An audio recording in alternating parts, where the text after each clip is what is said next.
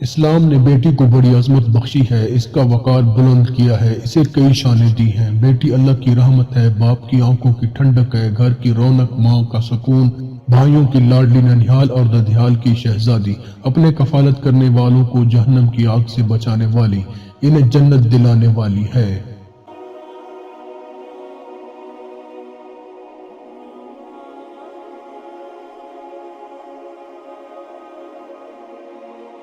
بیٹی فرشتوں کی طرف سے سلامتی کی دعائیں پانے کا ذریعہ ہے، قیامت تک کے لیے اللہ کریم کی مدد حاصل کرنے کا سبب، جس کی خوشنودی بروز قیامت والدین کو محشر کی ہولناکیوں سے بچا کر خوشیاں دلائے گی۔ بیٹی پر خرچ کرنا صدقہ کرنے کی طرح ہے اور اس پر شفقت کرنے والا خوف خدا سے رونے والے کی مثل ہے۔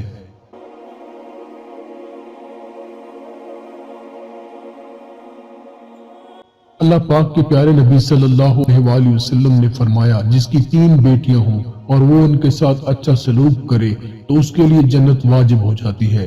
عرض کی گئی اور 2 ہوں تو؟ فرمایا 2 ہوں تب بھی۔ عرض کی گئی اگر 1 ہو تو؟ فرمایا اگر 1 ہو تب بھی۔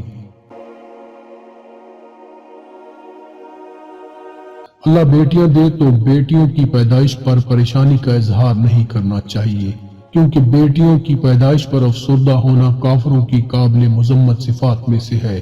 امام احمد بن حنبل بیٹیوں کی ولادت پر فرمایا کرتے تھے کہ حضرات انبیاء بیٹیوں کے باپ تھے۔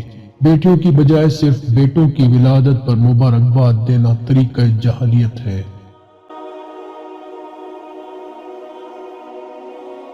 آپ صلی اللہ علیہ وآلہ وسلم نے بیٹیوں کو ناپسند کرنے سے منع فرمایا اور انہیں پیار کرنے والیاں اور بیش قیمت قرار دیا، اور نیک بیٹیاں اپنے والدین کے لیے ثواب و امید میں بیٹوں سے بہتر ہوتی ہیں۔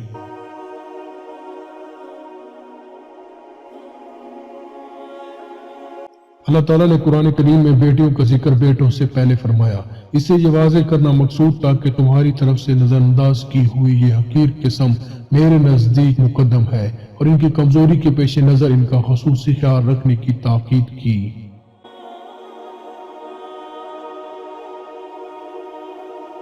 بیٹی کی کفالت کا ثواب بیٹوں کی کفالت سے زیادہ ہے، اور 3 بیٹیاں اپنے محسن باپ کے لیے دوزخ کی آگ کے مقابلے میں رکاوٹ ہوں گی۔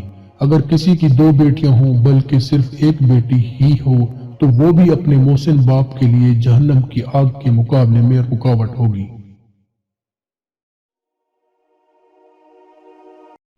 بیٹیوں کو اپنی ذات پر ترجیح دینے والے والدین کے لیے جنت واجب ہو جاتی ہے، وہ دوزخ کی آگ سے آزادی پاتے ہیں، اللہ رب العزت کی رحمت کے مستحق قرار پاتے ہیں۔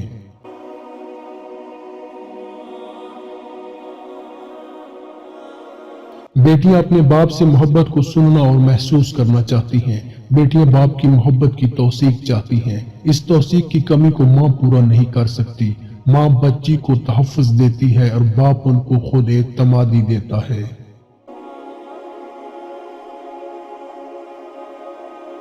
اسلام نے بیٹی کو معاشرے میں جو حقوق اور مقام دیا ہے وہ صرف اسلام ہی کا خاصہ ہے۔ بیٹی کو بوجھ سمجھنا، اس کے حقوق پر ڈاکے ڈالنا، اس کو وراثت سے محروم کرنا اور اس کے اعتماد کو ٹھیس پہنچانا ہرگز اسلامی معاشرے کی عکاسی نہیں کرتا۔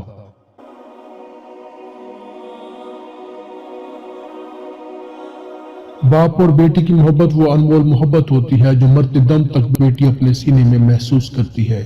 یہی وجہ ہے کہ اس محبت کو باپ کے انتقال کے بعد کبھی اپنے بھائی، کبھی اپنے شوہر اور کبھی اپنے بیٹے میں تلاش کرتی ہے۔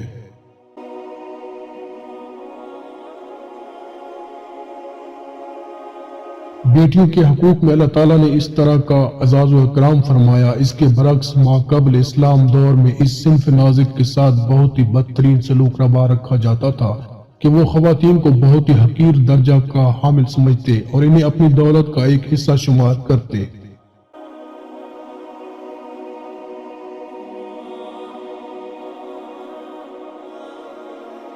ماں باپ کی شاخوں پہ جنم لیتی ہیں، ماں کی آنکھوں کی چمک بنتی ہیں، باپ کے دل کا سکون ہوتی ہیں، گھر کو جنت سا بنا دیتی ہیں، ہر قدم پیار بچھا دیتی ہیں، بیٹیاں پھول ہیں، ایک شاخ سے کٹتی ہیں مگر سوکھتی ہیں نہ ٹوٹتی ہیں، ایک نئی شاخ پہ کچھ اور نئے پھول کھلا دیتی ہیں۔